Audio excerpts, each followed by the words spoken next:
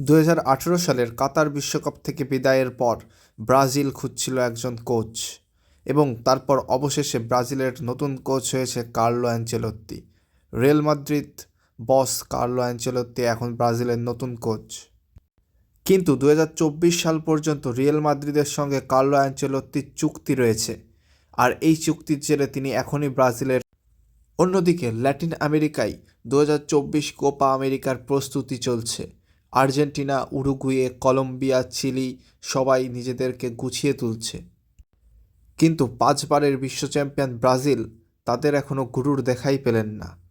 এখনও এটাও অনিশ্চিত 2024 কোপা আমেরিকায় ব্রাজিলের গুরুর দায়িত্বে, তাদের কারিগরের দায়িত্বে থাকবেন কিনা কার্লো অ্যানচেলত্তি।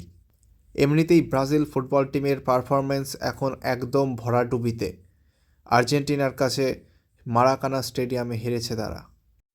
টিমের মধ্যে নেই কোনো সামঞ্জস্য, প্লেয়াররা ছড়িয়ে ছিটিয়ে খেলছে একেবারে।